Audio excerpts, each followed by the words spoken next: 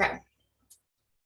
So thank you for being here, Austin and Jerry and Allie. Allie is on our Marble Seed team as well.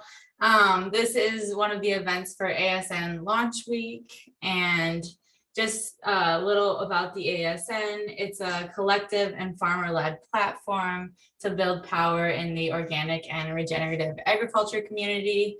And this week is really meant to center the platform and sort of the features that it has and the potential that it has to build community within the organic and regenerative ag community. So we've had some events throughout the week. We have daily challenges, and we've had a lot of people join the platform throughout this week. So we're excited about that.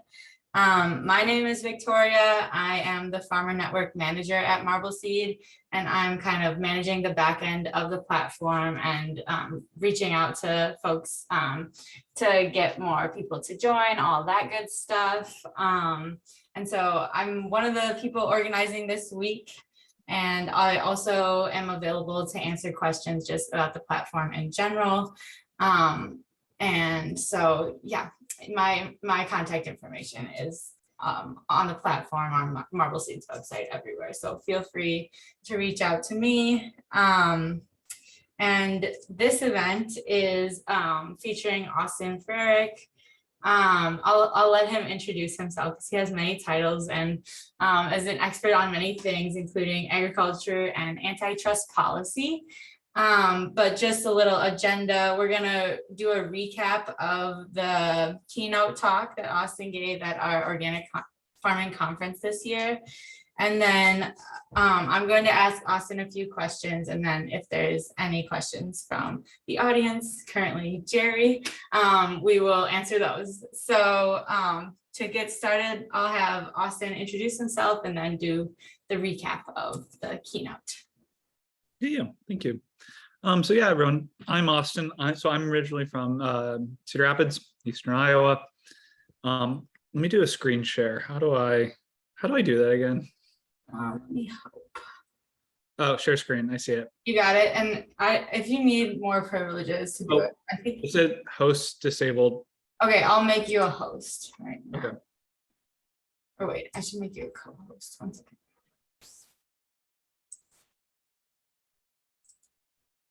Okay. Share screen. Let me just show everyone this. So I, for the last 5 years, have been working on a book tentatively entitled Barons, How Power Concentrated in the American Food System.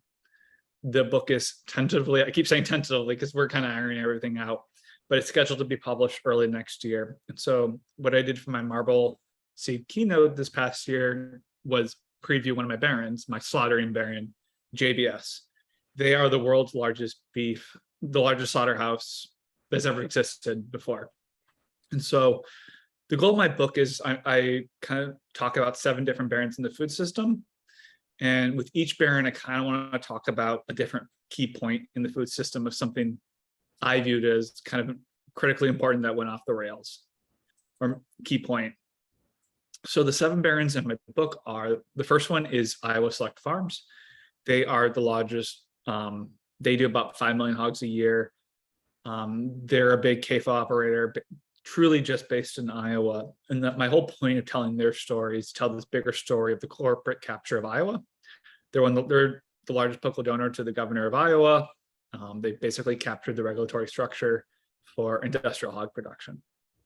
My second baron is one that most people probably haven't heard of, JAB holding company. They are a secret German family. They sell more coffee now than Starbucks, and they did that really super fast in the last 10, 15 years.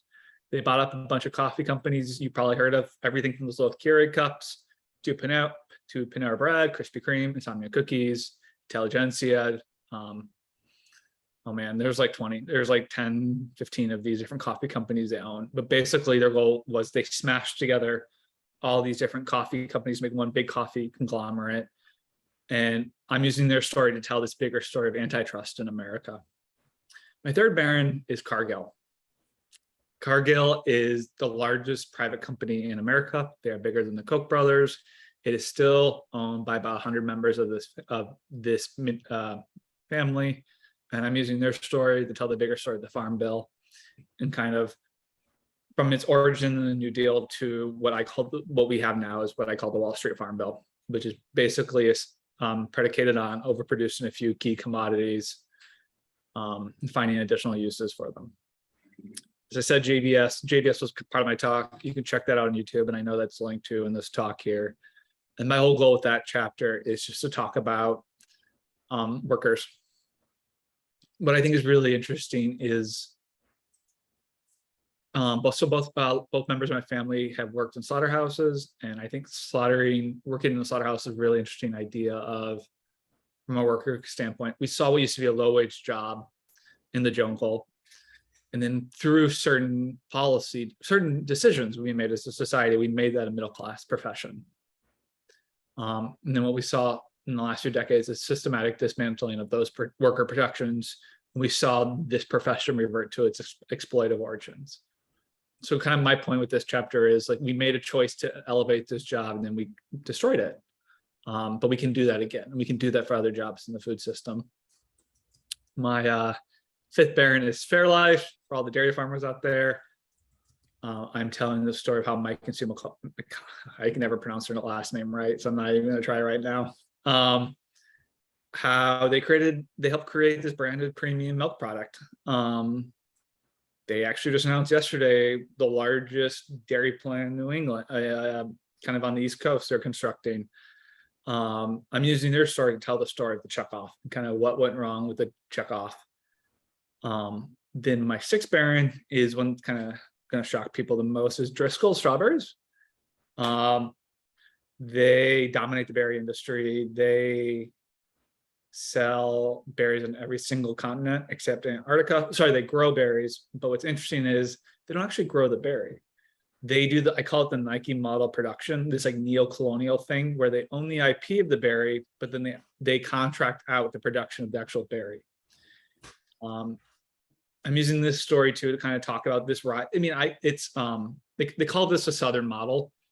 Kind of comes out of chicken, which is really derived from sharecropping, where you shift the riskiest part of the growing up, the production of or the growing of a crop to the farmer, and you squeeze them through controlling all the processes around them. But then we're also seeing in the American food system is any produce or anything that can't be mechanized is moving offshore. So I'm also using their story to kind of talk about, you know, a lot of the berries we eat are now coming from Baja California, where by using this cycle model of production, you can ignore, float, or exploit labor environmental laws in this race to the bottom. And then my final baron is Walmart, the Walton family. And I'm using their story to kind of talk, and they're my grocery baron. And I'm using their story to tell this bigger story of the grocery store and what's happened there. Just to give you a context of their power, I mean, they're the richest family in the world. Walmart has around 33% market share, but that's nationwide. You start drilling down into certain communities like Wichita, you're talking 50, 60, 70% of the market.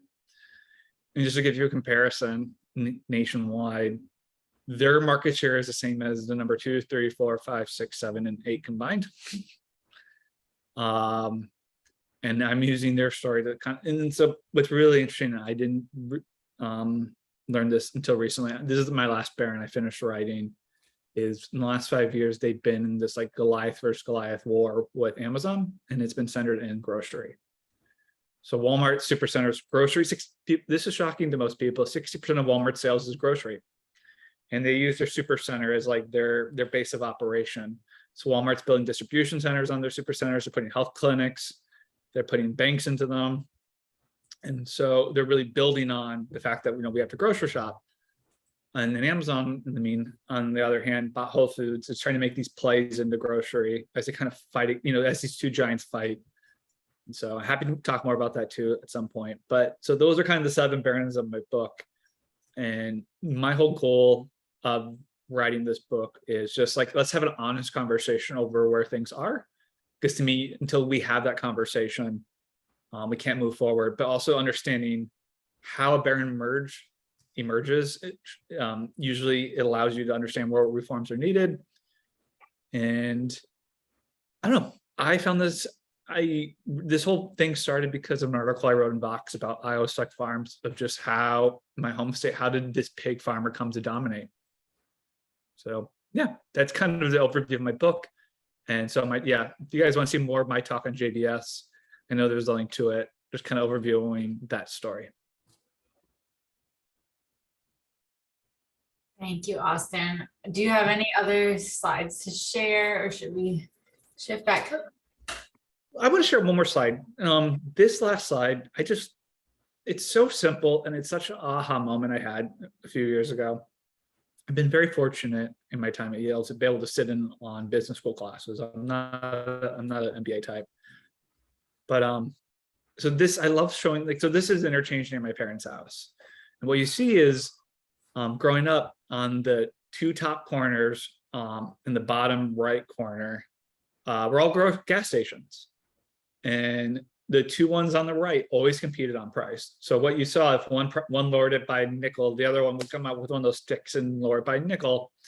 Whereas the other one in the top left always competed on service, where they'd fill your tanks, and that's something, fill your gas for you. You know, it might have been a nickel or a dime higher. But for older Iowans, especially in the winter, that was a service they really appreciated. So the reason why I mentioned this is, as you approach this interchange, you'd always see a competitive market. You had, businesses competing on both price and service. But what happened, fast forward to now, what we've seen is the one gas station on the top left got bought out, demolished, now Walgreens. The one on the top right closed, and that is now a Flowerama. And the bottom right one got bought out by Casey's. So it was once a competitive marketplace, is now another Casey's. And if you go north of here, there's a Casey's. You go south of here, there's Casey's. My whole point here is business. The goal of a modern day corporation is monopoly. That's where profit is. Competition is hard. It's ruthless. And so you're always going to have this fundamental tension between, government wants competitive markets because they're innovative.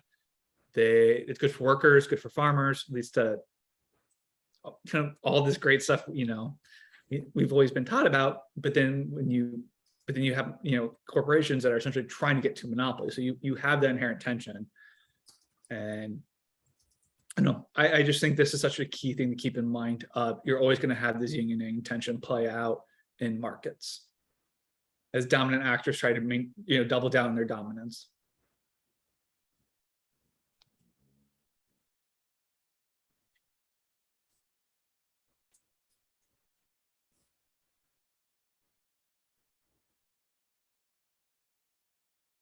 Yeah, so that was the last slide I wanted to show. Awesome. Thank you, Austin. I actually don't know if you have this slide on your deck, but I remember from your talk, because you showed the 7 barons just now, but then in your talk, you also showed this web of all the subsidiary companies. Oh yeah, this. Yeah, that was really interesting to me, and it kind of relates to a question that I thought of. So if you want, we can start the Q&A. I don't want to interrupt if you had. Oh, this is fine. Okay, so just I think a lot of this information about these big barons, and Kyle is joining, so sorry. Let me just try to make sure Kyle can get in. Hey Kyle, I see you've joined multiple times. Welcome, and if you're having issues hearing or anything, you can put it in the chat and we can try to assist you.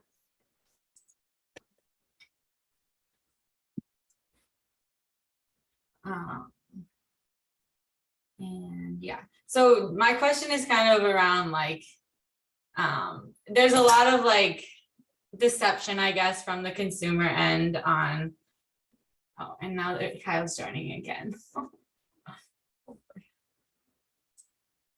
So we have 3 Kyles here. Kyle, if you can hear us or say something to let us know you're able to join. Because it looks like you're having trouble. And we have Allie here to help with any assistance you might need. So we want you to be able to participate in here. So hopefully we can get that sorted out. But anyways, back to my question. like there's a lot of deception when we go to the grocery store. We see like all these different brands. We see like the word natural, pure. I'm just looking at this screen you're sharing now, but like a lot of like marketing is around kind of like showing the consumer that you have this quality product and maybe even like lying a bit about, or like, you know, framing it in a way that makes it seem better than it is. Or like shows there's like this farm to fork story, because people do really like that. So what, like, do you have any suggestions for like the consumer? I mean, folks that might be watching this are more already like in the vein of like looking for organic products or shopping at the farmer's market, but like just in going to the supermarket, like how do we navigate all of these brands and like where our money is really going? It's a big question, but Well, just for context for people, the slide you see right here is, these are all the meat brands owned by my meat barons, JBS. What's funny is you can go, so first of all, my stock joke is you can play bingo at Woodman's and go see how many of these brands you could find. But if you notice, none of the meat they sell in America, they actually put the JBS label on. So you could be buying any one of these brands and be buying from these truly, I mean, they pled guilty to corruption of bribing over 1,800 politicians, and not know it. To me, there's a few things going on here. One is just truly the failure of USDA to make labels mean anything. That's a story, honestly, I wish maybe for like the expanded or the next edition of the book, is just the problems with labeling in the food system. And I know that's a tale as old as time in this world, but I think for me personally, part of me writing this book is we need to truly shift away from consumer driven action changing these systems to actually pushing for structural changes. You know, famously, there's a certain food writer a few decades ago always said, use your fork to change the system. And since then, you know, Amazon bought Whole Foods, and you just go through the list of pretty much every premium brands has been bought by some yuppie, you know, I mean, some big food conglomerate. So that's part of my goal here, is we don't change the system until we actually change the structures. And I think, I mean, that is what something just to kind of go a few slides ahead. My big thing from my talk was, it's not enough just to complain. You have to talk about what to do. And let me go to kind of what, do I get this? Oh, full screen, there we go. It's like my big solutions for structural stuff is we need to talk about and push, you know, our elected officials to do structural changes, either through vertical integration or horizontal stuff. And one simple thing is, quite a few Midwest states have laws in the book saying slaughterhouses cannot own an animal they slaughter. So first of all, enforce those rules. We have it in Iowa. There's an agreement made when Smithfield was buying a CAFO operator, which by the way, CAFO is now a Chinese-owned state corporation, WH Group, that they would, you know, Iowa would not enforce that rule as long as that company cut a check to Iowa State, you know, like a 6-figure check every few years. Well, let's enforce that rule, because if you actually enforce that rule, you break up that company, because Smithfield is also the largest owner of hogs in America. Why not do a federal one? I mean, there's been discussion over the year from different members of each party talking about that. I'm also a fan of pushing horizontal rules where, you know, company can't, to kind of keep with the meat theme, if you can only be in one kind of protein. So if you're slaughtering chickens, you can't do beef, things like that. And also making mergers and acquisitions basically really hard to do. Like, there's no pro-competitive merger. Companies buy another company to consolidate an industry. Like, I think we should presume that instead of presuming they're merging for pro-competition reasons, like, what kind of Kool-Aid are you drinking? Kind of second thing, I mean, you know, that's big. I mean, we all know how broken DC is, but something more you can do at a local level is really pushing school meals through their procurement buying power. You know, it's what I always go back to is, you know, most of us are working, you know, people work a full-time job. It's hard to know what to buy. I mean, I don't want to put that on people to go know what to buy at the grocery store. I know a lot of people, you know, in the Marble Sea world are going to the farmer's market and all that. But we know most people, they want to do the right thing, but they're juggling tons of other balls. But if we can somehow, use the procurement buying power of school meals, that's huge. I know a lot of people are doing this already, and I think the power here too is, I always hear with these examples, all these stories of, well, we try to get pasture dairy into our school, we face X, Y, and Z. Document that. Document, here are the issues we had, with the procurement rules, and let your local member of Congress know. The more, just never forget that the Hill in DC is run by a bunch of 20-year-olds who are working crazy hours, not paid that much. And so I'm less cynical and just more of, the easier you make their lives, more likely you're going to have success.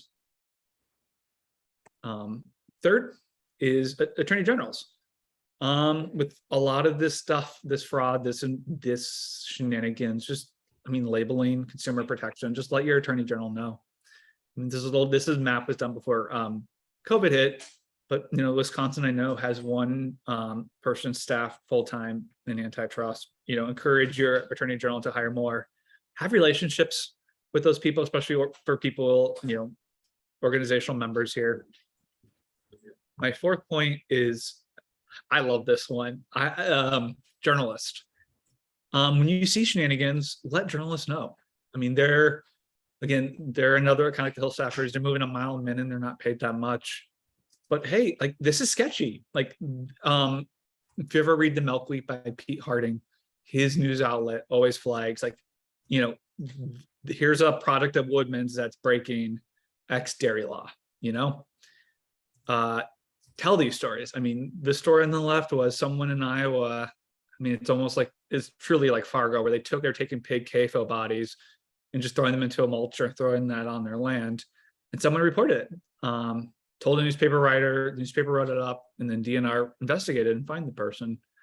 The one on the right was someone I knew in Des Moines, saw that Secretary Vilsack's son was working for one of these BS carbon pipeline companies, flagged it for this journalist, and then that's how that story got made. So just keep in mind, everyone here in the Marble Sue world, I keep saying Marble Sue world, but we know way more than most people. And just when you see something sketchy, just flag it. I know, what's that cheesy line? See something, say something. But and then the last one, and this is really for the organizations, anyone if you're a part of, is put together. Really try to push personnel. We're about, who knows, we're about to go through another presidential election. The president of the United States gets to appoint over 4,000 positions, and USDA has a lot because it has all these different state directors. And really trying to get people with this organic regenerative mind frame into positions of power, into policy positions, because it's a lot easier to have that conversation if you have people with that kind of framework versus a CAFO operator out of my hog baron or something. So these are just food for thought. This is how we move in a more structural direction that will really shift these systems in a more sustainable manner. Awesome. Thank you, Austin. I think you mentioned, oh geez, somebody's calling me. But you mentioned Whole Foods and Walmart, and when I asked that question, I think I was sort of asking it selfishly, what should I do? Because my closest grocery store is Whole Foods. How should this inform my buying decisions? But it sounds like what you're saying is we really need structural change, and the vote with your fork mentality isn't really getting us there. It's bifurcating our food system. My goal is to improve the food system in Dollar General. So much of the food system has been making more new product categories for yuppies, and so kind of moving beyond that.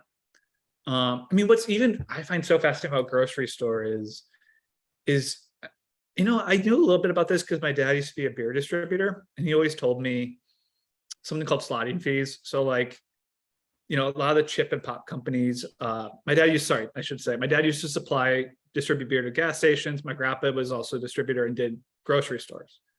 So I kind of grew up in that world. And I was always told chip and pop companies, what they basically do is they pay sliding fees to grocery stores where they rent out the shelving space. So that's why when you walk down the chip aisle, you might see 10 shelves, 9 shelves of them are Frito-Lay. That is rampant in the grocery store. And it's getting so bad where the companies now let the biggest player, AKA my Barron's, set the shelf. And think of the shelving space almost like a movie theater. Like everyone wants that middle seat. No one wants to sit in the first row. Well, most people don't want to sit in the first row, far left or far right. So where your eyes go is everything. And so there's just all these shenanigans going on in the grocery store that even as a consumer, you just don't realize about, what's going on. And what's really hard too with this consolidation, and something I didn't fully appreciate, is it's getting harder and harder for new companies, new brands to break into these markets. Because like Walmart they don't want to deal with an individual meat producer for each store, I mean, that's the sad thing with consolidation is it to me makes the product selection stale. We just get more new kinds of Oreos. Mhm. Yeah, thank you. Yeah, there's a lot of different Oreos, lots of flavors to choose from, lots of natural flavors. Yeah, I want to try them. I'm not gonna lie, Yeah. but like I'm not gonna buy a whole pack of like double peanut butter fudge, whatever. You know what I mean? Like I wish I could have like a sampler. You get one of each. Hey, they might hear this and go ahead and do that. Okay, so I'm gonna go through a few more questions. Are there any Barons that didn't make the cut that you like wish you could feature, that you could share a little bit about? Yeah, so that's been one of the fun things after my talk and Marble Seeds, people coming up to me, it's just like, hey, you should really know about X, Y, and Z. So let me start with, I did kind of the opposite when I put this book together. I was, what points do I want to make? And then I went and found the Baron. So for example, I really wanted to talk about the Farm Bill, like the history of it, kind of how I thought it went off the rails. I was originally going to do Driscoll's and kind of tell that story of how the Farm Bill really pushes commodity grain production, which pushes produce offshore. But then like it didn't quite work. And then Cargill's kind of, that's how that happened. Like I said earlier, I wish I did something on labeling. So if I can find a Baron where I can kind of tell these bigger labeling shenanigans in the grocery store, like I personally don't, like when I see an organic product at a store and it says it's from Turkey, I just kind of don't really trust it. So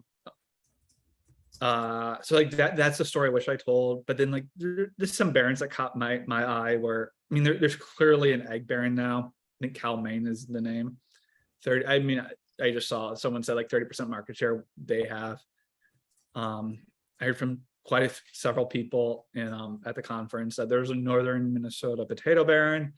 I mean, I know Simplot is out in Idaho, just has a huge market share. And the one I think is, I actually had it in the draft of this book. Who knows what's going to happen with it, was a wine Baron. I kind of I'm writing a book on food. Is wine a food? That's a question. But my whole point with that is there's this congressman in Maryland named Dave Trone. He spent like $20 or $30 million of his own money to get elected to Congress. He owns a company called Total Wine. And the senator from Maryland just announced he's retiring. And this Representative Trone, AKA a wine Baron, already pledged that he's going to spend up to $50 million of his own money for this Senate race. Because whoever wins that Democrat primary will likely win that seat.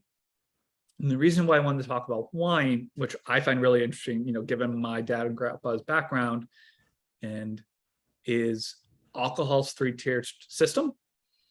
I really recommend people watch Ken Burns's film on Prohibition, and what that film does a really good job explaining is Prohibition was basically you had alcohol companies selling beer at cost or at a loss, basically getting people drunk, because then you make your money when people are intoxicated through other vices. Anyone with a credit card after you had a few beers knows exactly what I'm talking about. And part of the response, but triggered Prohibition was just a lot of the negative societal ills from all this alcohol, domestic abuse, violence, all that kind of stuff. And so when America decided to legalize alcohol again, knowing that this is a poison, a vice, pick your word, that we need to diffuse the power structure. So those who produce it wholesale it, and sell it are three different things. There is a threshold, like, so if you're not that big, you can go underneath, you can make it and sell it. Kind of every state's different, by the way. But so, like, for example, if I'm Anheuser-Busch, I make beer. Then I have all these distributors across America that people like my grandpa worked at. And then you have companies like Hy-Vee who sell it. And you're purposely trying to diffuse the power structure so you don't get that, you don't get in a predicament again of, one company vertically integrated pushing product. That's why I like with that meat example I used earlier about vertical, not owning your animals. That's kind of where I come from, of how do you purposely break out the supply chain to kind of keep things competitive, prevent consolidation of power. I wrestled with that one because A, it's a little, is wine a food item, but B, I don't know. I thought I struggled with like kind of selling that idea to people. It's easy once you get going on checkoffs and talking about the dairy checkoff. It's pretty clear how that went off the rails, but not everyone agrees or sees what's going on in the wine industry, or the alcohol industry, I should say. Because I mean, the key difference here is everyone loves talking about the craft beer renaissance, but really, I mean, the alcohol markets is still incredibly consolidated, and most of these rules only apply if you're a big player.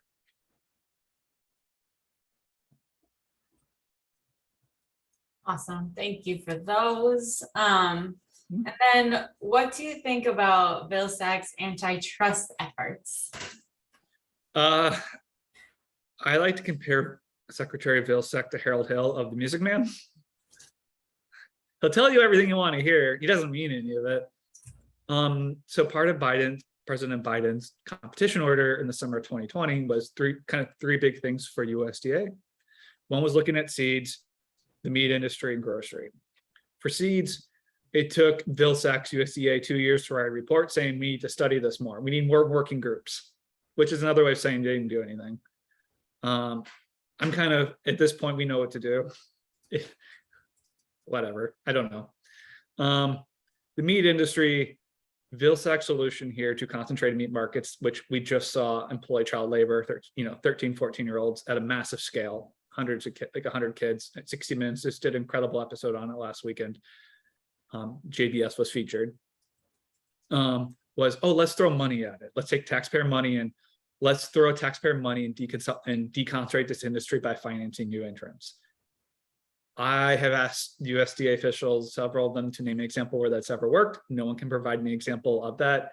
I compare it to giving $1 billion to Axe Jeeves and saying good luck against Google's search monopoly. You're just wasting the money. I mean, congratulations if you got some, that's great.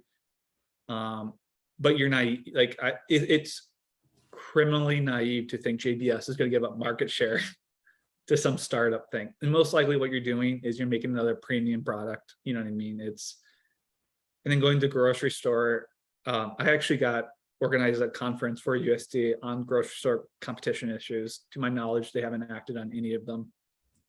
So even if USDA is financing all these meat companies, how are you going to get market share when you have all these shenanigans going on in the grocery store? And also Walmart doesn't want to deal with a different meat vendor for each store. By the way, Walmart's making meat industry moves. It has a whole beef operation, beef supply chain it's building out right now. So that, to me, it's the reason why I said Harold Hill off the gate. I don't know if anyone knows the Music Man reference. This might just be a very Iowa thing, but it's that famous Broadway musical where there's a Simpson episode called Monorail, the Monorail Man, where a salesman promises everyone the moon but fails to deliver. And that's, to me, the story of Vilsack's career, is looking you in the eye and promising the moon and not delivering. And so I'm just kind of, to me, what I've noticed studying is delay tactics are the worst because it gives people false hope. And that's usually when industry wins, because the air kind of comes out of the reform balloon. And so all he is just running out the clock until he probably becomes a lobbyist again, like he was before. Thank you. That was a really good summary, and I really want to check out that 60 Minutes episode now. There's something about seeing that one really pissed me off of things. It's just like the incompetency of him to hold them accountable. Like, you have a company that pled guilty to corruption, to bribing politicians. It it's been accused of bribing meat inspectors, it's been accused of price fixing like every meat category possible, and then they're hiring children in the slaughterhouse. If you can't hold them accountable, and you're still giving them taxpayer money, by the way, for USDA contracts, where's the line? If you can't do it, like, to me, that's one of the most like corrupt corporations in America. And if that is not enough for you to do something meaningful, then what is? Then what are you doing there? It is, to me, this is his legacy, is you have children like that, you have horrific images like that because of people like that, because of their failure. Mhm. And it's, the thing about the meat industry too is like, it's like the one thing we know how to do. We've done it before. You know, this isn't rocket science. You know, they didn't have computers a century ago, but they figured it out. Yeah. They had courage. This is really just a question over political courage. Mhm. Who is the least known baron in your book? I mean, the one that's truly hidden is JB, that German, the one that has that coffee empire. I mean, part of it is the family's rumored that when you turn 18, you sign an agreement never to talk to the media. So if you look at the Forbes billionaire list, there's not a photo of them. They're one of the few family people without a photo. So this is the least known. I mean, it's kind of incredible. Like, one of the richest German families, they sell all this coffee and you just don't know who they are. They have a fascinating history too with the Nazis that I really get into my book. It's been reported on extensively too by the New York Times. The one I would say though, kind of the most misunderstood is Cargill. I was shocked at how little has been written about Cargill and just truly how powerful they are. I mean, they are the closest thing to Standard Oil we have in the modern American food system. They are just the middleman. I mean, they move so many commodities, and like, because they don't put their brands on, you know, they're not slapping things and saying, you know, kind of like they're not consumer facing. I think their power goes hidden, and you know, the family's private, and they tend to, when they do their lobbying, they tend to do it through trade groups, so they're not out there, you know, opposing things as publicly. They like to be, they're very secretive, which honestly to me is why they've been so effective at flying underneath the radar. So that, and then being misunderstood, it's I don't know. I feel like with them, there's the tip of the iceberg. You just kind of know when there's something more there going on. Mhm. And then who is the most powerful, would you say, baron in your book? I don't know if you have a suggestion on a name. I want to call it like the Queen Baron or something, but like the Waltons. I mean, that I actually I wrote that last because I wasn't sure what to do there. I really didn't want to do Walmart. I just kind of felt a little cliche, and I felt a lot of the critiques of Walmart are kind of rooted in classism. I thought about doing Dollar General just because, you know, their growth. I thought about doing Publix, that Florida grocery store chain, who helped finance January 6th. But you can't talk about grocery. It just became so clear to me. Walmart is, the Walton family is, you know, that is grocery in America. And it happened so fast. I mean, it happened in my lifetime. I mean, they're new to grocery. I mean, that like in the 90s, they how do I go with this? What I mean, before I go back to what they did in the 90s, I'll make note of that. The reason why I say the most powerful is they control Walmart. I mean, the family owns like 50% of the company. Jeff Bezos only owns like 11, 13% of Amazon. So, and I argue they're the closest thing America's ever had to a Politburo, like a Soviet-style Politburo in America. They supply and command the American food system because their purchasing power is just so massive. You know, when you're 30% of sales of any company, that's everything. And their entrance into food's new, like I was mentioning earlier, and that was Sam Walton borrowed the idea from the French. There's a French company called like Carrefour, something like that, where you basically take a grocery store, you combine it with his discount store and make it one-stop shop. They tested this idea in suburban Dallas, called a Hypermarket USA. It was a little too big. Like, it was like 240,000 square feet. The Walmart Supercenter is actually the rural version of that. And they realized that's a sweet spot, like 180,000 square feet. And what Walmart realized real quickly is these were money machines. It was they call it the flywheel thing, or where you have it's one thing to go to like the old Walmart, it's a discount city one, the I don't know what you call it, non-supercenter Walmart. It's like the old Walmart. It's like where you just go to to get lawn stuff, whatever. You're only doing that so often. People grocery shop multiple times a week, and so it got you in the door. And what they realized is people who went to the grocery, but they saw a noticeable increase in sales in the other areas because they're like, oh yeah, well I might as well get a new T-shirt, new fishing gear, what have you. And so that's been like the focus of the family. It's just, oh, this is so powerful. Their purchasing power is we've never seen anything like it. And they're more, I mean, my takeaway from this is, and I think part of it is because of like, what's happened to the news system, local papers struggling, the urban papers becoming the big ones. There's no Walmart in New York. So you don't see the New York Times care about it. There's all this attention to Amazon because a lot of people buy from Amazon in those worlds. Well, but I think it's been neglected just how much Walmart's rebounded in the last few years. I mean, there was this whole panic in the 2015. I mean, it seemed to be that the family essentially fired the old CEO, brought in this new one, who made going after Amazon its main focus. And I think Amazon's winning. I think Walmart's winning this war with Amazon. It's just firing on all cylinders where they're starting to roll out these clinics where they're mostly in states that didn't expand Medicaid, where it's all cash. You know what I mean? Here's a dental clinic, cash. Here's a thing. And it's another way to keep you in the store. So you buy more stuff. It's, and Walmart, in the 90s and the aughts converted all its old stores, and most of the old stores into super centers. And so just the power of them, it's the two little concrete examples that I found researching that really, to me, illustrate their powers. Walmart has a +1 rule, they call it, where every product either has to increase in quality or decrease in price. Well, there's only so many ways you can increase a can of green beans, increase the quality of a can of green beans. So what you're doing, Walmart's essentially doing is, it is forcing you to cut costs. And how do you cut costs in agriculture? It's labor and it's quality, it's labor and environmental stuff. So you're pushing the production offshore.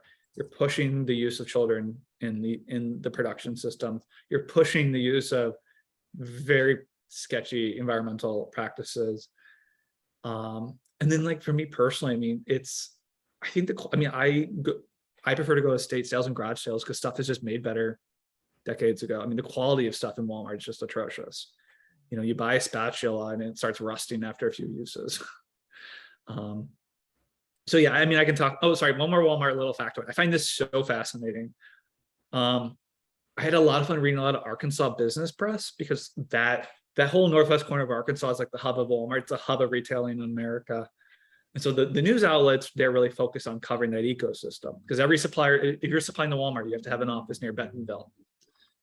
And so Walmart has a rule where if you're a supplier, you cannot have more than 30% of your sales come from Walmart, which is like, why?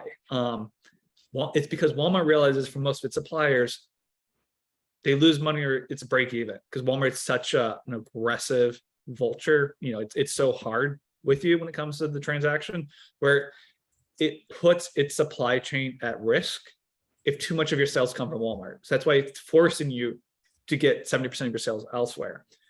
But I mean, I kind of view this like a waterbed effect. Sure, Walmart might push down, but what happens is that you're forcing other grocery stores to have higher prices. So the companies can you got to make some kind of profit. So I just thought that was incredibly, all the powers in Walmart's hands.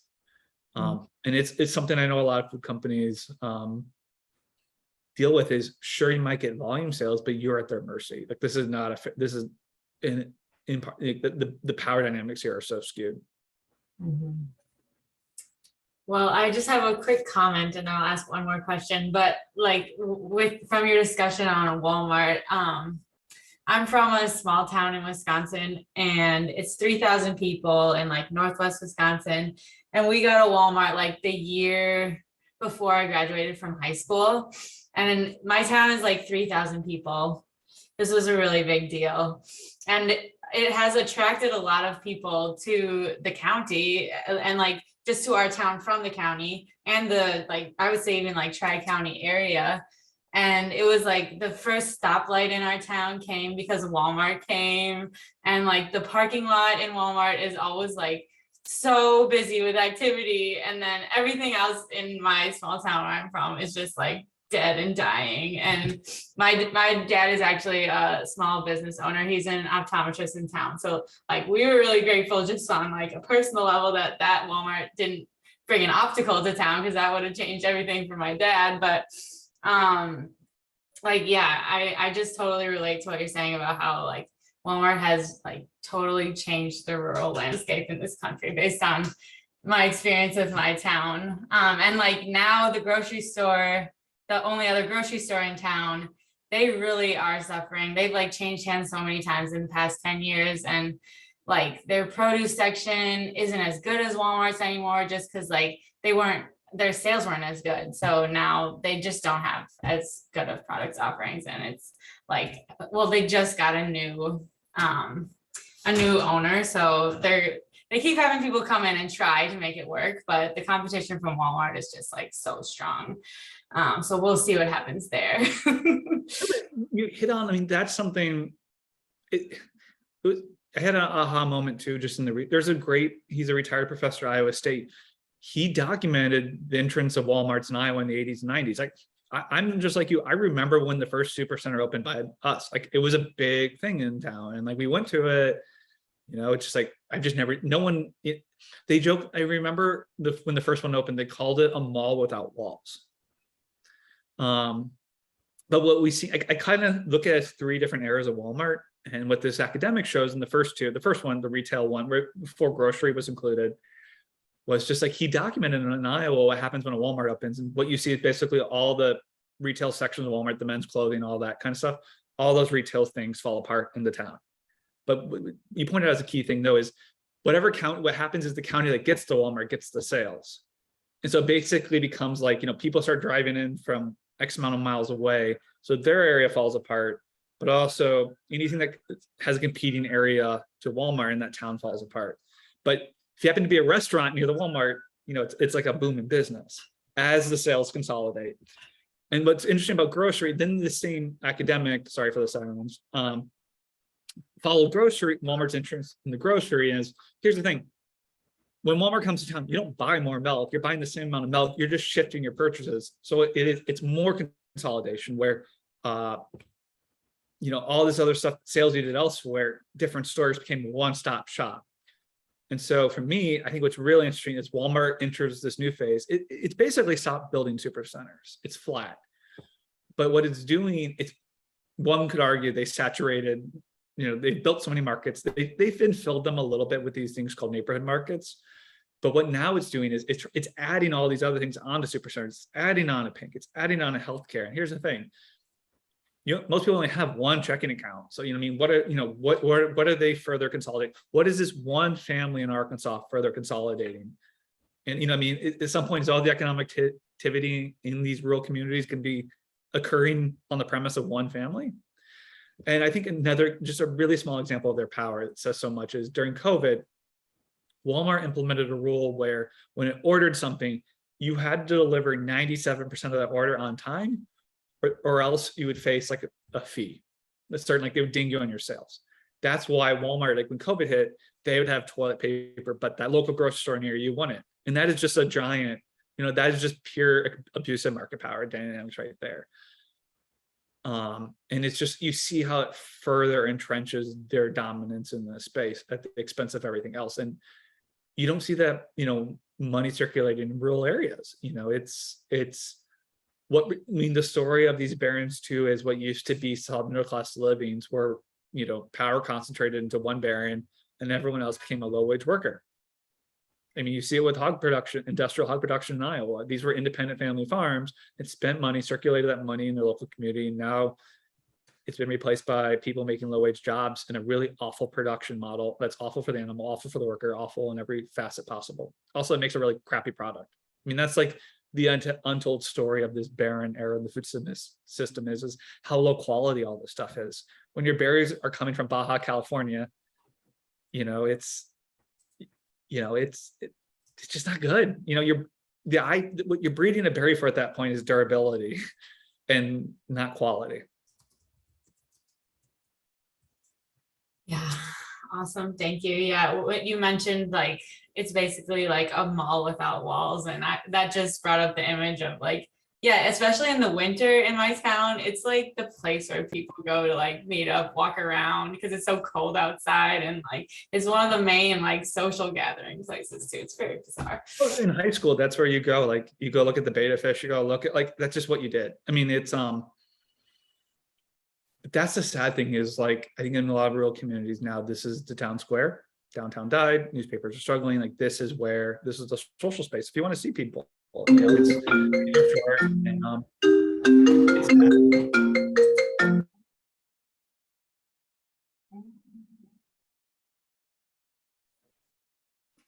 My phone is on silent, but my computer still rang. I don't know how to turn that off. But okay, I have one more question, which is like pretty relevant to some of the work we do at Marble Seed, and like I'm just wondering because I'm thinking about like the barrens kind of geospatially, like how it lays out on the surface of the earth, and I know like it's a lot of land that they're using for production, and like we talk a lot with our farmers about land access and like how to transition more land to organic and things like that. Personally, I'm interested in being able to purchase land, but I look at like land market prices and it's like daunting. So I was wondering like if you could summarize this, like how do barons influence like the land access conversation in the US and maybe even around the world? Like what is their influence on like consuming land basically? Yeah, no, I mean, this is the dark side. Really, I found this in the Financial Times. I don't think it was reported in the American press. Financial Times is a British paper about Cargill, where, oh man, it was a South American country. I want to say Ecuador, but I could be totally wrong. So I don't want to it was some South American country that went through a civil war. And a lot of it was over land access, where, a few families controlled everything, a lot of lives lost. And one of the rules afterwards was it was land. They did a land reform. I mean, kind of underappreciated in history was a lot of post-World War II, we did land reform in a lot of countries, just deconsolidating concentrated holdings. And so this country implemented did land reform, but also had a policy you could only own so many. Well, this British publication came out with a story being like Cargill bought all this land multiple times more than what was legally acceptable. And it's just like that to me is like the fundamental flaw of concentrated power is concentrated economic power corrupts the political system. They're always chasing more and more and more. People became barons because they're willing to go where other people weren't willing to go. That's something I really learned with my hog barons. And so with land access is these large entities just have cheaper access to capital than any of us. And so they're able to compound their power further. That to me is the hope. It's like, tying, you can't get farm bill programs. You can't do this unless you actually work the land, like figuring out ways to really level that playing field. Because right now the field's so tilted, it's, that to me is key. I mean, but it's also like climate change is going to require that. I mean, it's just, I'm actually shocked. I mean, California's number one dairy state, it's all in Bakersfield and Central Valley where there's not the water. I mean, I'm shocked that dairy production hasn't shifted further, but climate change will require it. I mean, New Mexico does 3 times more dairy than Vermont, and that just doesn't make sense. At some point, that model of production will break. I mean, most of these berries for the Driscolls is a part of Baja California that is as dry as Death Valley. So like they already pretty much drained the aquifers, and now they built a desalinization plant on the ocean to do berry production in the desert. These things are just comical, and I think climate change is going to force us to return to a regionalization of supply chain systems, and that to me is the hope. I mean, I think Wisconsin, as an Iowan looking at Wisconsin's much better at regional production, but it's really cool if you go through old USDA reports. There's all these guides from the New Deal where they talked about, a lot of states had regional production systems. Like Northern Iowa used to be beets, Southern Iowa used to be peaches, melons along the Mississippi, and just returning to that. And as climate change forces us to, hopefully, how do we implement policies where it's just not a few people doing it, where we allow this deconcentration of holdings, but also market access into the grocery stores. So, just because Walmart, part of the reason why I talk about this in my book, the Driscolls became dairy barons, is they realized they saw Walmart. And Walmart, they wanted one company, they wanted just a handful of companies provide for, an array of berries any time of the year. It used to be a thing that you only had strawberries in the spring. It wasn't normal to see strawberries in November. But they wanted strawberries, raspberries, blueberries, So that is something that's kind of the dark side of it. But to me, the hope is like, how do we know this moment of change is coming, especially ethanol. Sorry, the last one is ethanol. Cars are moving to batteries. I mean, that's just reality at this point. Cars are not, you're going to see the ethanol markets collapse, but ethanol is doubling down like Wile E. Coyote running off a cliff. At some point, I think you talk to anyone in the Midwest, land values just aren't logical anymore. There's going to be a come to Jesus moment where land values return to the earth. And how do we move that land? I mean, my goal is to put that land back into, pasture. So that's kind of my little rant. Awesome. Thank you, Austin. And then I'm going to open it up. I don't know, Kyle, because we haven't heard from you yet. Are you able to unmute? And then if so, do you have any questions for Austin?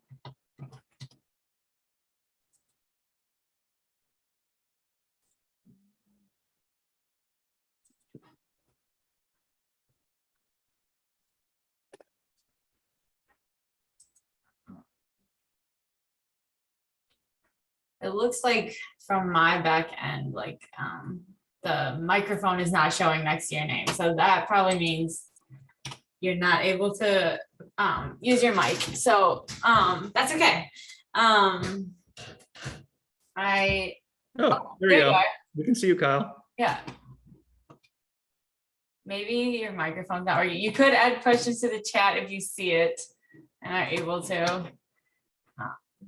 Sorry if you're having tech issues. Chat is there. I see.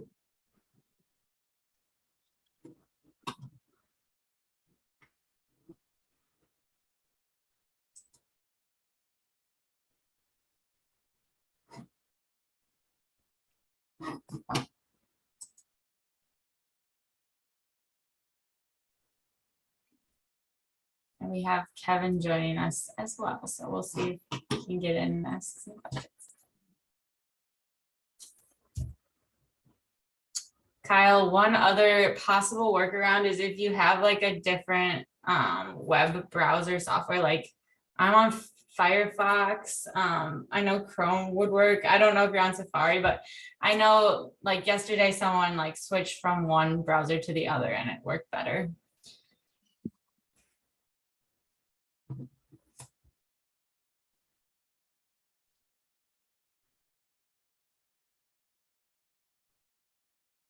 And then Kevin, you're just joining us. Austin just did a recap of his talk and we went over a bunch of questions. This session is being recorded, so you can watch the past hour if you're interested. But if you have any questions for Austin, he's here just to talk about his research and any questions you have about the concentration in America's food system. So feel free to. Anyone who watches this video later wants to reach out or tell me about a variant I should know about. My email is austin.frerick@yale.edu or I'm not going to give away my Gmail. But yeah, just my work email. That's fine. I always love tips. Oh, can you hear us, Kyle?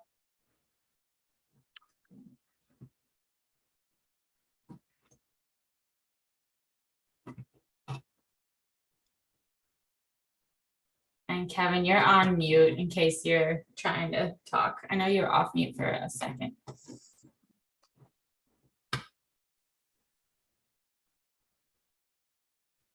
Okay, back on. Oh, sorry. I can hear you, Kyle. I can hear you. I saw you at the conference during that lunch session, And then I'd want to review this too. Unfortunately, I was dealing with milking here, but I'll be looking forward to watching it. Oh, no problem. Yeah, let me know if there's anything. You'll appreciate my conversation on Fairlife and the dairy checkoff. Or I had a lot of fun with that one. I mean, it's kind of incredible to see people sell themselves as the future of dairy and sustainability when they're doing 35,000 cows in the former Everglades of the North. Yeah, I'm actually a member of Organic Valley, and we had a product that was to compete with that head to head, and it just never quite got the market share needed. It's funny you say that, Kevin. I bought that product. I went up to Organic Valley at Marble Scene. I was like, hey, what happened to that's what they told me. I was just curious because Right. yeah, no, I'm a big Oregon. That's like the milkweed. Thank you. Yeah, that was the ultra product, ultra filtered, ultra. Yeah.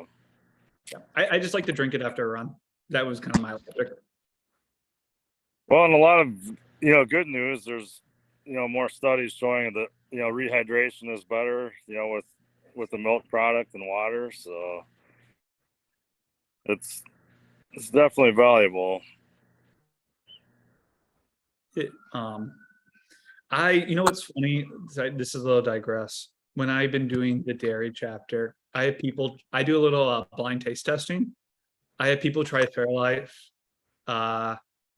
normal conventional milk, and then I do Organic Valley. I actually do a different one. I do Jersey cows to kind of see what people like. Hands down, the least favorite milk is conventional faithful milk. Sure. Jersey cows, people love it or they hate it. It's either too creamy for them or people love the creaminess. But Fairlife is the winner. And the thing it took me a while to understand is that milk has been engineered. It was 10 years of testing. They use, and they're still tweaking it. We noticed that in the fact checking that if you open Fairlife, according to their website, if you open Fairlife, it is good in your fridge for 120 days, which is just insane. I know, isn't that wild? Yeah, it's one of those things with that type of pasteurization, to have shelf life. But like I personally drink milk, from our tank, and it's you definitely want to drink that within probably 3-4 days. But sorry, I had some marketing guy telling me that the reason why, if you notice Fairlife, you can't see the milk, is because it's too white. It's like white out white, and it kind of creeps people out. I find this shit so fascinating. This all that kind of stuff, the marketing world. Well, it makes me wonder how that impacts your gut microbiome, because the more I read about that stuff, it's the stuff that is alive that actually spoils is the stuff that is better for your body to process. So if milk stays good for 120 days, what is it doing to your inside? Yeah, it's not alive anymore. I don't know. The thing I go to is, this is a little thing I'm working on now, is I've gotten gluten sensitive in the last few years, and it's driving me nuts. It kind of came out of nowhere, and I'm starting that research of what's going on there, and people are making that argument of when you kind of make white bread, you're stripping out all the stuff that kind of, I don't know, makes your body resilient, and it's not fun. I love pizza. Oh, hey, Kyle. That's Kevin. Yep. Kevin, sorry. Just have a little bit of our grass in the background here. So, Are you in Wisconsin? Yes.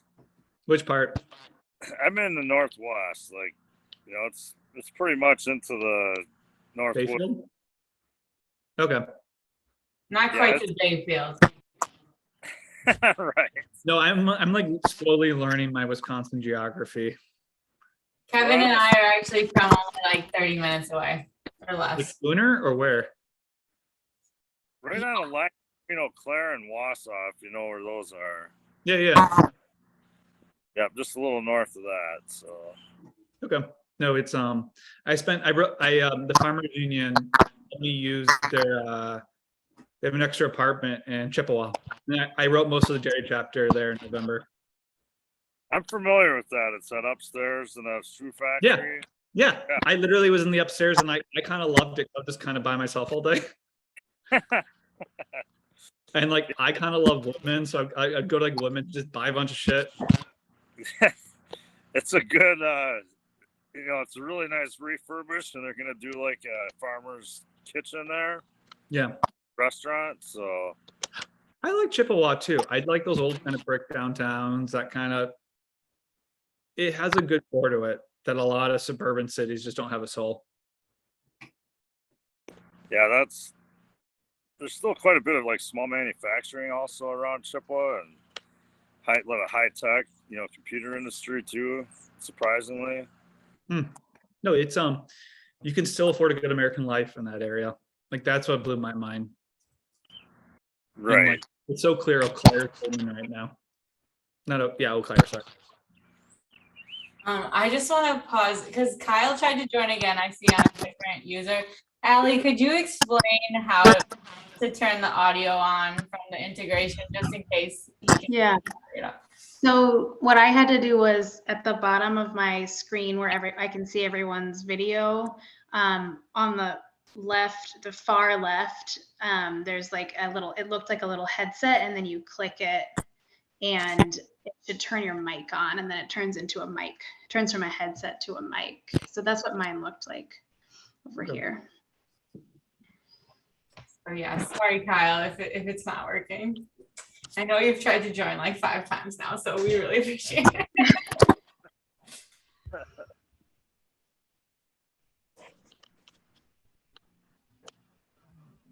Yeah, this region up here was definitely known for dairy, and like it's called the Clover Belt region too. So I'm pretty familiar now with about at least 10 years of not having to buy fertilizer, and everything is staying sustainable and productive. So I mean, that's what drives me nuts and pisses me off is like you go to these regions that should be dairy. Like it's just like it makes sense to do dairy there, or like the Lawrence River Valley up in upstate New York. And then you go to like I drove out to eastern New Mexico to see industrial dairies, and you're like, this makes no fucking sense. Like you are trucking in the feed. It's all undocumented labor. You're in the desert. The cows aren't happy. They're on a feedlot all day. And it's just like, it's so warped. That's what gets me is it just doesn't make sense. And I think part of what's underappreciated is it makes an inferior product. And I think that's what's driving people moving away from these products is like when you have desert milk, it's just not as good. Yeah, if there were some more analysis of like phytonutrients and enzymes and just really getting into what is missing from that diverse forage diet, because I think I was talking earlier today, or I think it was yesterday, about cows. They will basically eat about 120 different plants, region. And they're obviously not getting that in most industrial settings at all. I mean, it's at the most, like a 4-plant diet and a high seed. Like, it's a lot of seeds, not necessarily fiber. I mean, my favorite milk in Iowa is Francis Thickey's milk because Sure. that stuff is orange. Right. It's just we had it at our wedding. I loved it so much.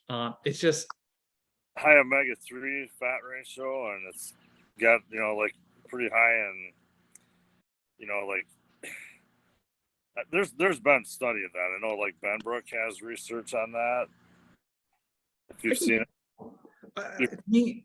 I just think of like Red Delicious apples. Like if all you have is Red Delicious apples, you're not gonna like apples, and like that's to me is what like but you understand why Walmart loves Red Delicious, because those things, they look pretty and they can last forever. But what happens is you're teaching children if Red Delicious is their first apple, they're not going to want to eat apples. Like I don't know, it's just something at some point we don't need studies like on this. You just know it's common sense of like what you put into a cow is what you get out. That's why so much, even the marketing, is to try to connect consumers with the farmer and have that to be a real connection. You know, that's and that. I guess they have to be able to trust and have some trace back too.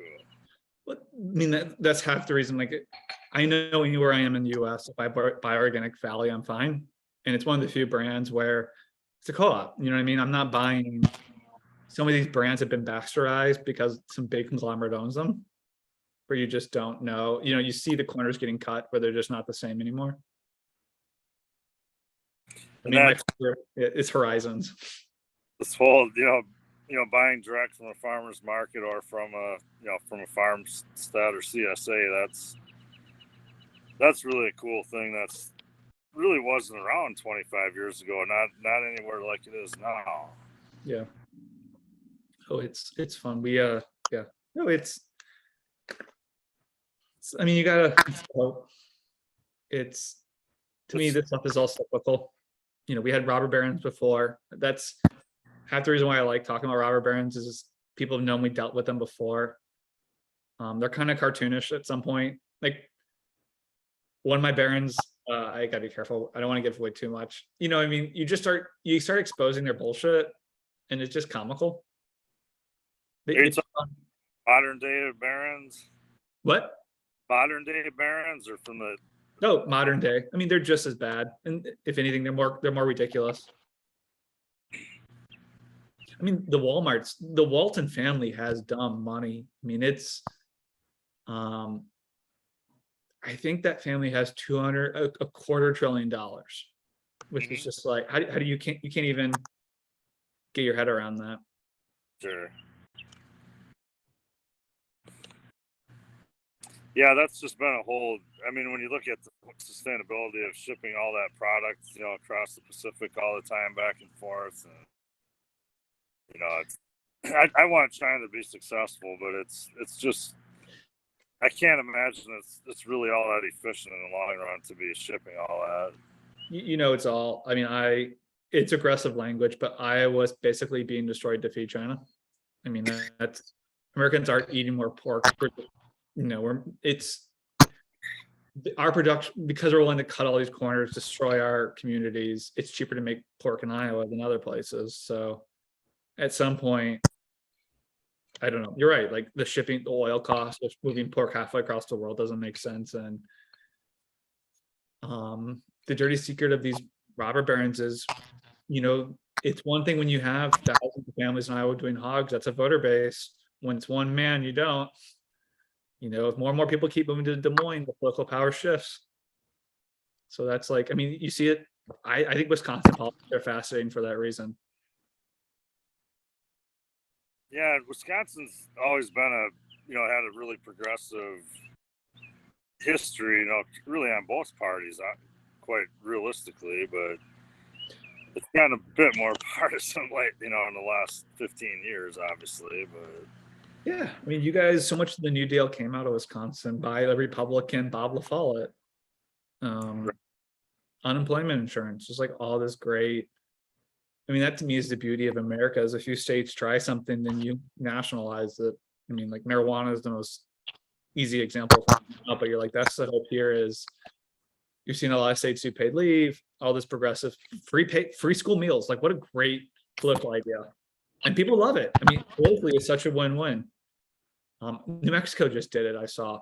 And like, that's a very poor state. And so like, that's why I don't know. I just like, I think it's politically really easy to sell to people in Wisconsin. Like, hey, all milk in Wisconsin served at school should come from Wisconsin dairy farmers, should be pasture, that's kind of what my goal is, to push a lot of these organizations to push more concrete policy like that. Mm-hmm. It's because those contracts, once you get those contracts, you just know the volume you're going to have every year. And it's a guaranteed revenue stream. And also, I don't know, I feel like in general, I gotta be careful with robber barons, is it can get a little too dark. So you gotta be, people want to hear a what if, like what could the system be? And I think a lot of people, the notion that, because I mean, you go to like most school cafeterias, it's just frozen, you're just buying frozen food. But if you could, like, I think a lot of people just want to go to, they just want a job where imagine you can just like use stuff from your local farmers and you make made from scratch meals. I know a lot of people would like to do that full time. You know, you can, hey, we had a bumper crop of cranberries this year. Let's do a lot of cranberry dishes. You know, I mean, you can just kind of have fun with it. Instead of just having square frozen pizza from Cargill or Cisco or, you know, what have you. It puts, and I saw this with my mom. My mom worked at Starbucks for a long time. They don't trust the workers anymore. Like every little thing you see on a shelf, Walmart, Starbucks, all those companies, they tell you where to put it. They don't trust your judgment. Like, you know, your community, you know, that's, I like Hy-Vee. Hy-Vee is like an Iowa grocery store. They're employee owned and they let their managers decide. So, you know, the bakery guy knows next week's homecoming, so he's going to make a bunch of homecoming themed cookie cakes, what have you. You know, there's no one at HQ that will know that, or know that like there's certain food in Iowa that like Poppy Chow and game day. So I don't know. That's kind of I think so much power is concentrated in a few hands, and just letting people having more control over what they do. So it brings back dignity to work. That's, I think, it's been lost in this robber baron era. We've been kind of stripped of that. Related to like promoting policy and school food, one of my other hats at Marble Seed is overseeing the local food purchasing assistance program in Wisconsin. And that program is, but we have for this season 1.5 million in procurement dollars, and next season over 2 million to purchase food from small producers and get that food to like food pantries, like the food insecurity system in the state. So this is the first year program comes down from the USDA as well. And we're hoping it goes really well this year, and like it keeps building, and funding for it on a federal level keeps coming. There's different versions of this program in like a lot of states throughout the country. So yeah, there's cool stuff happening, like the cool food programs and this program that we can shift a bunch of power if we're able to keep these things going. Yeah. And I think that's like, I mean, what I notice in like agriculture communities, people don't like to brag, like highlight. To me is like, you're seeing a lot of cool things. Like, how do we figure out what's working? How do we large scale it? You know, hey, this is working. This is a really cool idea. How do we turbocharge it? Mm-hmm. That to me is like, is getting really like pushing that. It's like, hey, let's write a policy paper. Let's tell a news outlet. You know, people like feel good stories. And where did I see Tom Harkin was really good at this. He was really good at doing this is getting in the weeds. In farm bills, he would do these little pilot programs. And what he would do is, by doing little pilots, you see success. And then what happens is then you get the momentum. You're like, okay, this works in a few states. Let's make this nationwide. You snowball it. And so I don't know. That is something I've really learned in the last few years, how stretched thin journalists are. I don't like how people punch down at them, because these people, they don't make that much money. And so, you know, every day someone is whispering in their ear from one of these robber barons. Like my hog baron has their own spokesperson. So, you know, and so I think, you know, it's, as people who want a different system, reformers, it's just kind of making sure our voices are being heard, being like, hey, you should know this, or like, hey, here's something cool, or like, I mean, I joke, Sarah Lloyd's a friend of mine, but like, she's like the token Wisconsin dairy farmer. You know what I mean? Like, but here's the thing, you know what happens is a journalist they have to do a quick story on dairy, and then they find Sarah on Google because she's been in other stories, and then, you know what I mean? It becomes this like, and so how do we, I don't know if you want to talk to media, Kevin, but like things like that is just like, how do you, that's what's hard, is like, it's a weird, you know, they're doing it right. I think farmers are willing to do that. You know, I actually did some media for Organic Valley last year, and it was like when this Climate Smart, stop came out to Wisconsin, and I knew some about it, but then, you know, what I found out was, yes, they funded like that project, but then also like the Cargills and everybody else was getting like 3-4 times as much, you know. Yeah. It just, you know, obviously we want to do a good job with, you know, what we get, but you know, I think one thing is like with the media, if we could do a lot more of these, you know, like, you know, positive, you know, what's happening in the community stories rather than obviously the negative crime and, you know, decay and all that kind of stuff. And just, you know, get everybody's attitude in a better space. Because I think there's a lot to change, but there's just almost too much negativity to it. I literally was just telling someone that earlier today. It's just people crave positive, and especially in rural America, no one's articulating a positive vision. You know, it's just kind of Right. I mean, one thing to do, I've had a lot of success with this, is if you see a journalist who just got it right, you know what I mean? Like, just send me an email like, hey, I'm so and so, I live in Wisconsin, I live in Iowa. Thank you. You know what I mean? Like, or hey, if you see an article and like they got something wrong, like nothing happened. Like, you don't, shaming them online doesn't do anything, but they appreciate the private email. And here's the thing, a lot of times too, that turns in, they'll look at you as a source, like, oh, like most of these journalists, they live in urban areas. Like, oh, here's Kevin in Wisconsin. Well, let me reach out to him. Kevin, what do you think? You know, I think that is such a powerful thing, is just starting these relationships, but always going into these relationships assuming these people are doing it, like, assume the best. You know what I mean? They're good people trying to do a good thing. Like, if they really want to make money, they'll go work for Facebook or whatever, or, you know what I mean, pick your company. They'll go work for Walmart. So And some of it is like, well, you know, that are big on social media or have a, you know, like a homesteaders group or, you know, whatever type of thing it is, like, you know, to try to expand that. yeah.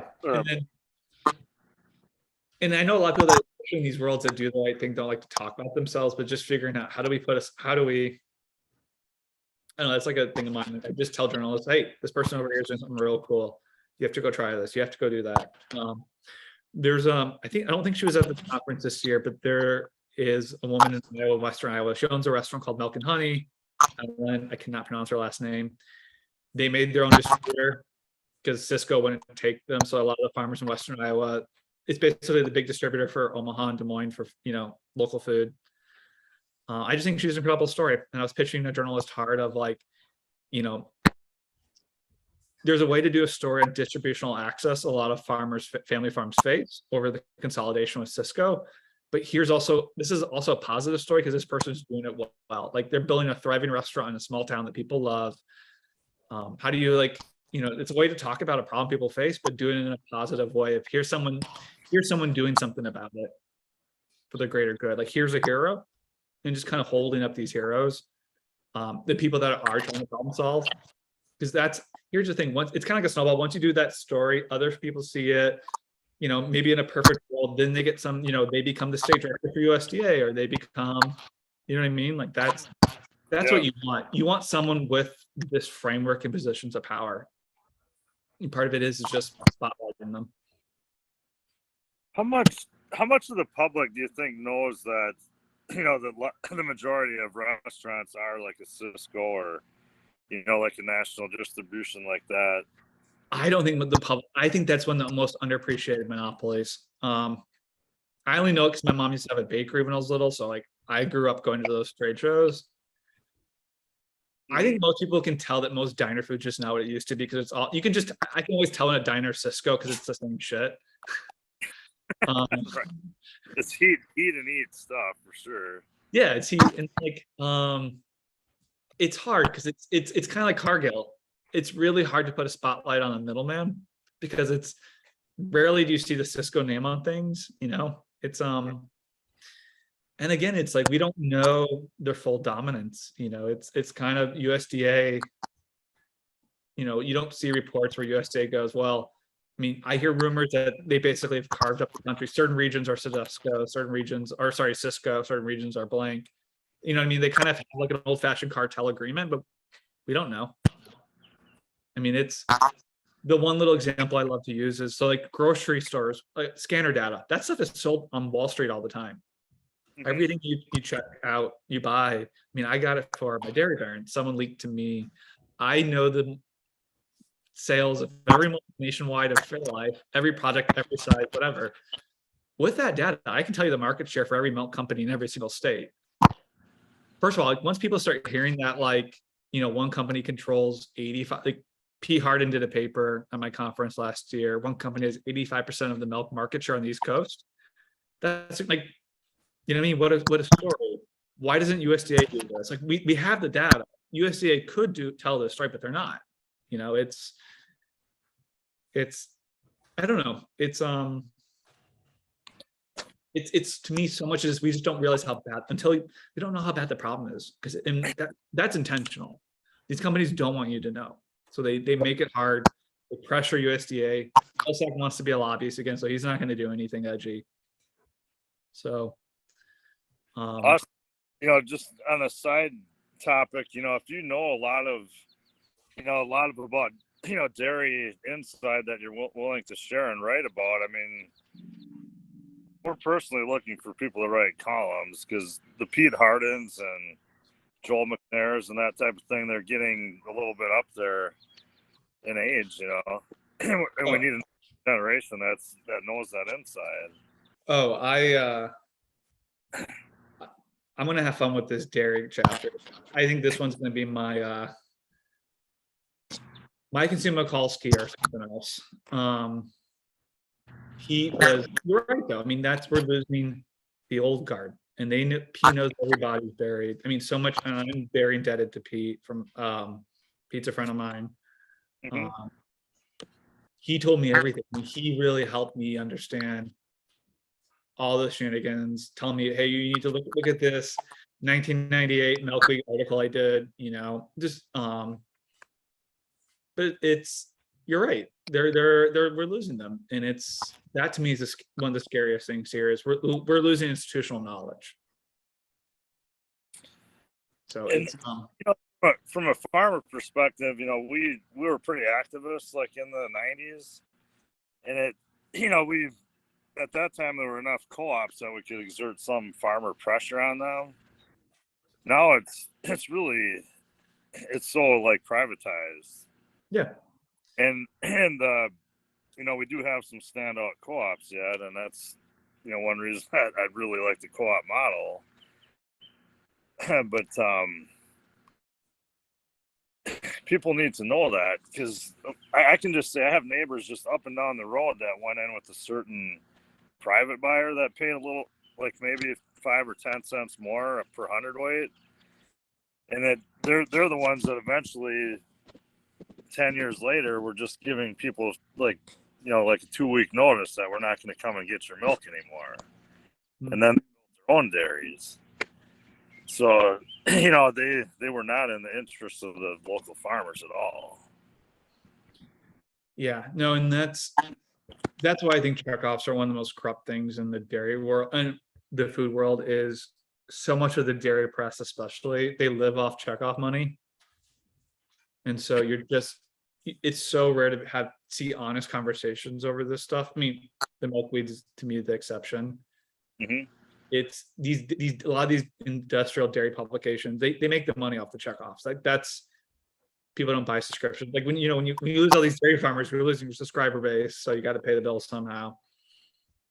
And I joked to someone earlier today that it's kind of like professional wrestling, where it's like they create this artificial world of you know, you don't really have an independent agricultural media.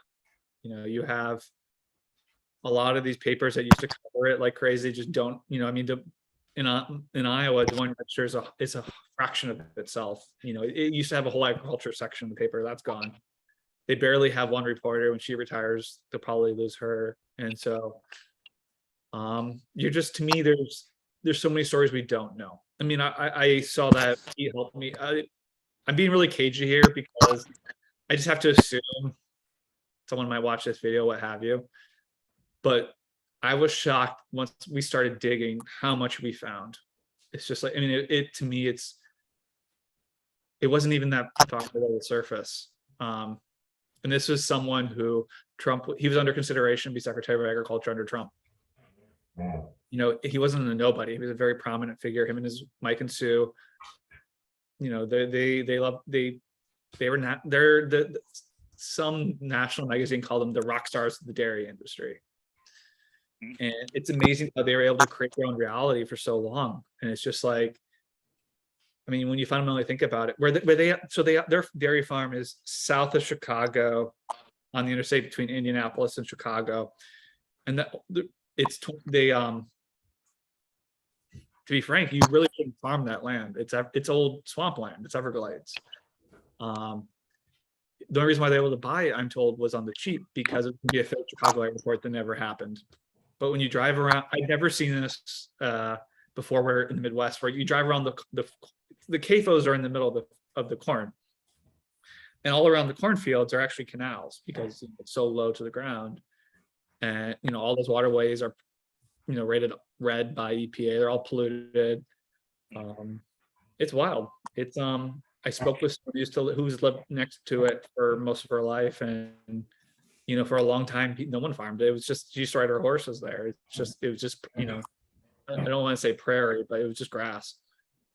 And now you just have intensive corn production with cows in the middle of it. But, you know, it's a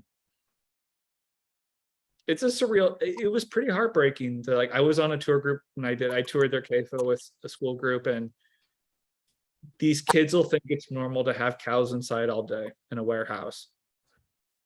It's really sad. I was explaining to my husband, we were driving up to the Dells, with Madison from Cedar Rapids last summer. You used to see dairy cows all the time on 151, and now you just don't. I think we counted one dairy cow, like one farm, and it was just because I used to play a game with my brother. I used to call my brother a dairy cow. Like, my brother's a little thicker. Sorry, I realize how bad. Like, you know, when you're young, you're kind of mean. But I don't know. It's really sad. That was always Wisconsin to me. Mhm. And those barns are beautiful. Like, those dairy barns are just truly gorgeous. Well, one connection I always like to point out is, like, you know, when you went from the, you know, the days of the, you know, lumber, timber, you know, industry to the sawmills, a lot of that timber was made, like, obviously for the local barns, but it also built, I think, Chicago, like, 2 different times. Like, there were 2 different fires in Chicago, and then a lot of these pine trees went for, like, a lot of the original barns on the prairies, and you know that there's that connection too. That, like, what's really cool, and I would love to see more research on, or just more work on it, is every big city in America used to have, like, its own little farm region. You know, it was the Champaign Valley used to do a lot of the dairy for New York City. So you literally, you know, they would just, the train cars up and down the Hudson River would just, you know, hauling milk and eggs down to the city. And then, you know, you would have, you got your part of the country doing Minneapolis and Chicago, and just like having all this, you see it in produce. Like, a lot of East Coast produce used to be done in the Eastern Shore of Maryland. It's kind of all this stuff. And now, you know, all of our strawberries come from one place. It's just, I don't know. It's that kind of thing. This is so trivial. There's a movie came out 2 years ago that won Best Picture called Coda. It's about a family fishing farm in England, and they're struggling. There's a scene where, you know, what you're seeing is all those time consolidation's going on, big fish is coming in, and you know the family's struggling. There's a scene in the cafeteria where the kids eating sausage square pizza, and you're like, this is everything wrong. Like, this is a family in Massachusetts who live on the ocean. These children should be eating seafood. They shouldn't be eating pork or beef. You know what I mean? Like, our diet should be regional. You know, I don't know. Sorry, I'm like, I think that's kind of the sad thing when you travel America now. It's all the same blah stuff. It's all the same blah Cisco. It's just like, Yeah. I don't know. It's like you're losing, like, I don't know. You drive. I drove the UP 2 years ago, and like, you know, they used to have these cool hand pies, and like we're losing. it's these local things that make a place special. You know, it's the fish fry. I mean, my favorite thing about Wisconsin is it's the fish fry, or sorry, supper clubs. Like, it's amazing. We never had them in Iowa, and I just thought that was the coolest thing. And they're all different. They have this cool 70s vibe to them. It's a unique thing. I don't know of any other state that has it, and like, you don't want to lose it because it makes to me, it's part of it. It makes Wisconsin. And we've lost a lot of that in America. Is like what makes us. Also, I had an uncle and an aunt that ran a supper club, you know, from the 50s on through the 70s. They literally raised their own chickens that they would feed at the supper club. And that shit always tastes better. Like, that's the thing, is like, that's the best. The food's just better. I mean, that once in a while I show my family, like I show them CAFO bacon and like pasture bacon. That to me is the biggest 9-day difference. I mean, CAFO, there's nothing sadder than hotel bacon. But it's, I mean, going back to your aunt and uncle, I mean, the pride, I mean, that they were putting out a product every night that, you know, they made, they grew, they instead of just buying out the same fucking chicken from Cisco. They literally had a farm like also a mile away where they raised the beef for that place too. But it was, you know, it's just micro scale, but it was real, you know. And I just, you know, one thing around the world is the whole fallacy that, you know, it's like conglomerations that are feeding everybody. Like, most of the world is actually fed by smaller scale local farmers still. Yeah. I can't even hear that. I mean, I'm so pissed off to hear that rhetoric in Iowa. It's like, shut up! You're burning you're burning corn in cars. You're you're taking the best farmland in the world and you're wasting it on car stuff. It is like, Iowa should be Italy. I mean, I think we have the best soil, and it's just like, it drives me nuts that I can go into most diners in Iowa. None of the food at the diners from Iowa. All right, guys. I think I have to cut everyone off because we are 13 minutes over time, and I want to. Oh yeah. And also, I gotta go eat. I promise. Yeah. I will get to this. My dogs are like, we gotta go outside. So, yeah, thank you so much, Austin. We'll look forward to your book, whatever it's called. Maybe Baron, maybe something else. But it sounds like you've got some even more interesting research to share there. And yeah, thank you, everyone who's here and who will watch this recording. Both take care now. All right. Thank you. Bye. Bye. Bye.